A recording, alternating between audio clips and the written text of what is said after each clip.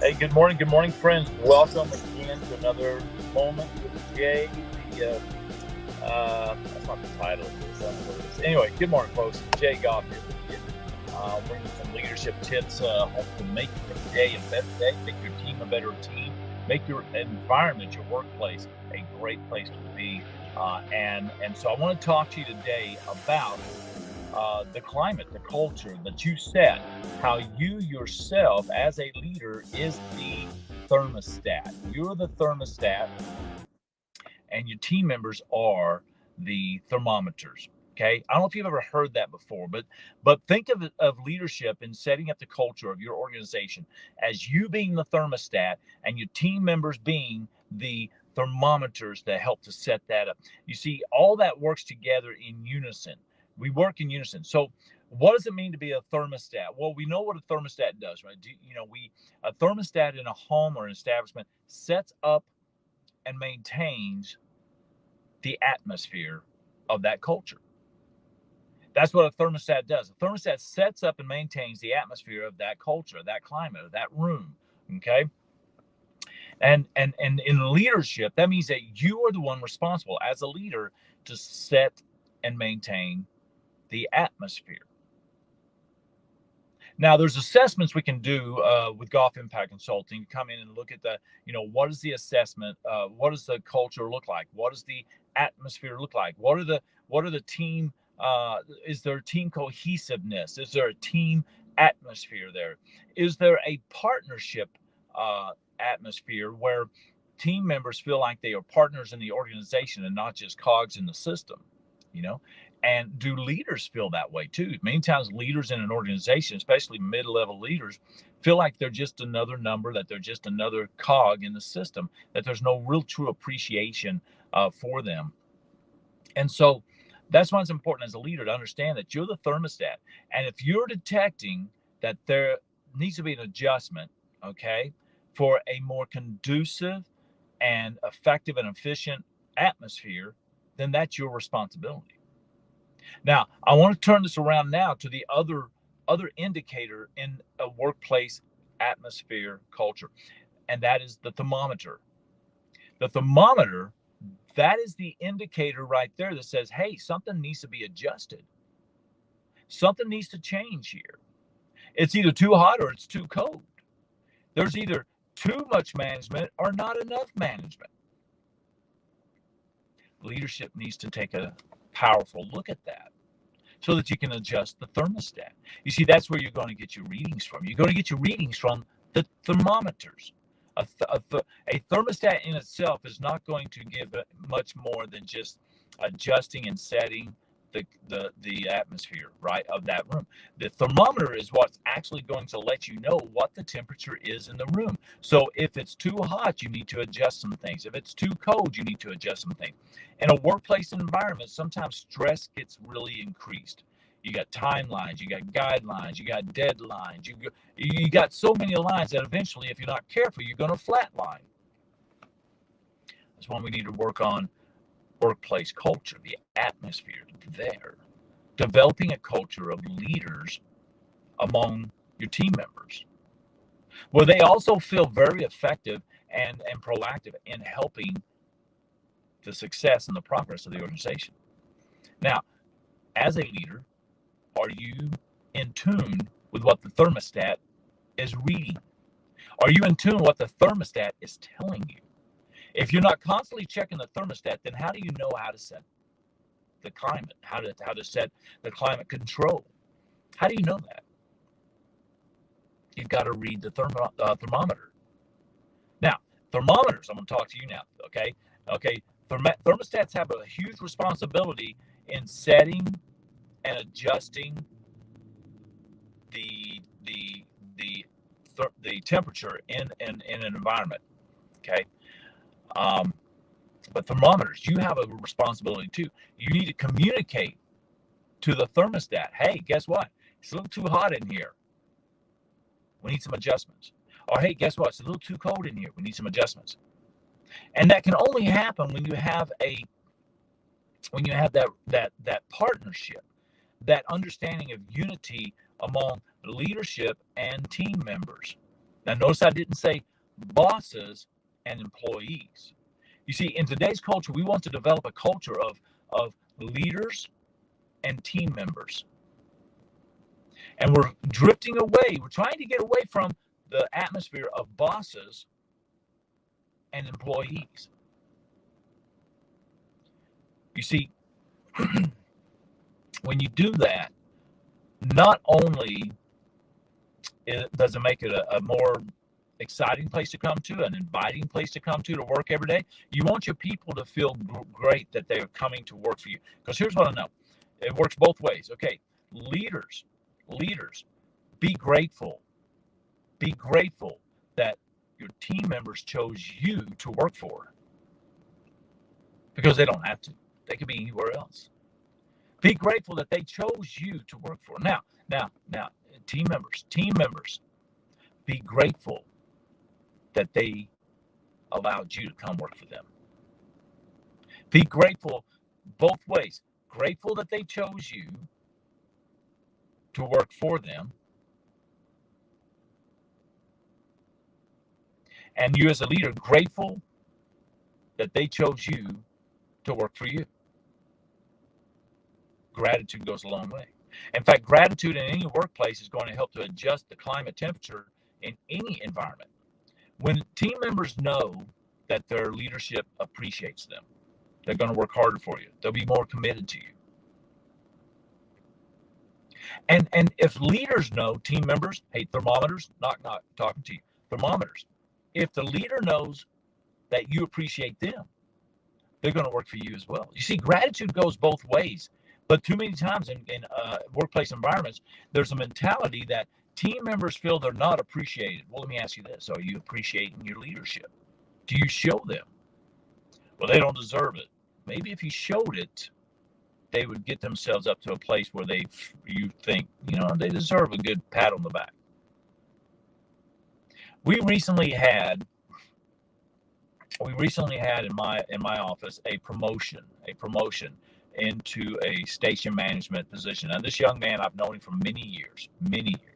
I've known him when he first started off as a city carrier. He became a supervisor. He's been acting station manager for a long time. He applied for this position. He got it yesterday, and we all celebrated. We were all so happy for him.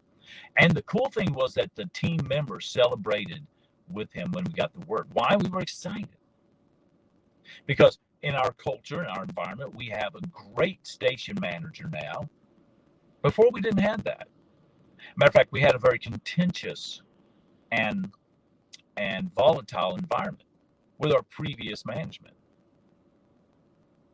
So much so that people dreaded even just the mention of the name of this person possibly coming back.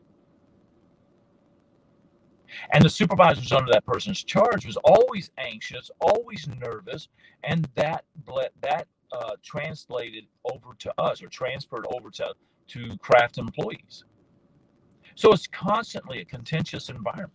But now we have had an amazing environment. People look forward to coming in. People are happy to see each other. Management is absolutely they're leading with their people, not above their people. They're leading with the people, not above the people. And that makes a big difference. Huge difference. So we recently had that. See, this is an example of a fantastic thermostat. Now, a lot of his personality, a lot of his personal life.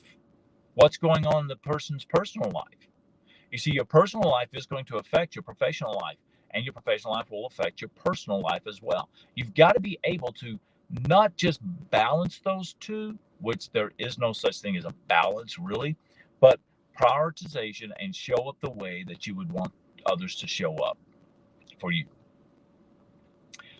You got to be that both on the clock and off the clock. There are no such thing as work ethics. There's only ethics. Are you an ethical person? Do you have great values? Do you value people? We'll only tend to value people if we, first of all, see the value in them. You can't add value to that which you don't see value in. And you can't see value in others if you don't first see value in you And if you see value in you, you're going to add value to you. And that's how it flows. Add value to me, I feel valuable. I see the value in me. When I see the value in me, I see the value in others, and I will want to add value to them. And that's a great leadership culture to be in. So we're very blessed to have this kind of culture now, but it hadn't always been that way. And the question is, in similar offices around that have very contentious leadership and environment that is hostile, environments that high turnovers, young kids coming in, start working, say, I'm not putting up with this, I'm out of here, people retiring early, high numbers of unscheduled absences and sick calls, poor performance, poor attitude, poor atmosphere. So if one office can do that, if we have an office that can create an environment like that by having an effective thermostat in unison with the thermometers around them, to monitor, to detect, to monitor, and to set the temperature in that climate. Why can't the other ones? Why can't they? I'll tell you why. It's the leadership. The thermostat is broken in other companies, in other organizations, in other offices. The thermostat's broken. So what do you do when the thermostat breaks? Well, you replace the thermostat. It's my quite honest opinion. If the thermostat's broken, you either repair or replace the thermostat. And when you do that, then the thermometers are going to be far more effective.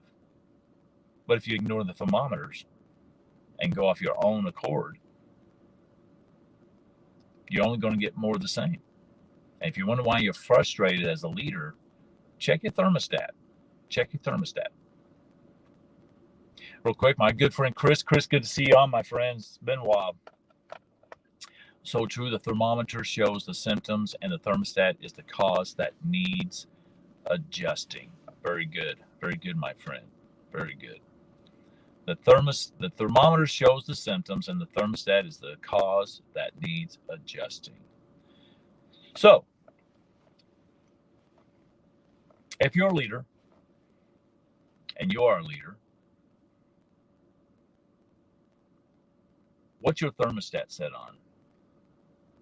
When you get up in the morning, where have you set your thermostat for the day?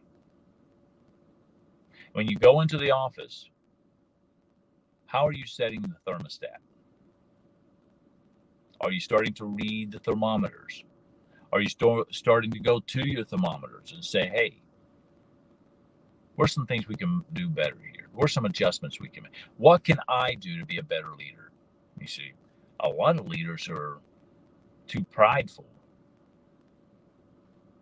to ask that question of the people they lead. What can I do to become a better leader? When I was in the military, that's the one thing I asked my soldiers was, what can I do to become a better leader? I asked my peer leaders, what can I do to become a better leader? I would ask myself those things. When you do that and you make the adjustments and you set pride aside and don't look at leadership as a prestigious position, but understand that leadership is a position of the people, for the people. Of the people and for the people, not for you. It's not for the prestige of the position. Too many people are in those positions of authority, and that's why they're there, is they want to be known as a leader. They want people to know, I am the boss. If you're in a position of influence, and we all are, how are you showing up? How are you showing up? So that's what I would add for you today. That's what I would share with you today. I hope I was able to add value to you on this day. Folks, get out there, make a great day of it. Get out there and be the thermostat that adjusts according to the temperature around you. Together, we can make the world a better world. There is no political system that's going to make the world a better world. There's just not. They have their job. But you know what? We have our jobs. As a thermometers, we need to let them know, look, I think you could adjust here just a little bit. But we are also the thermostats that we can set our own culture around us, whether it's at home, whether it's at the office place, whether it's in our church and our ministries, whether it's in our communities. We, as individual thermometers, can also become the thermostats by reading and adjusting. Okay.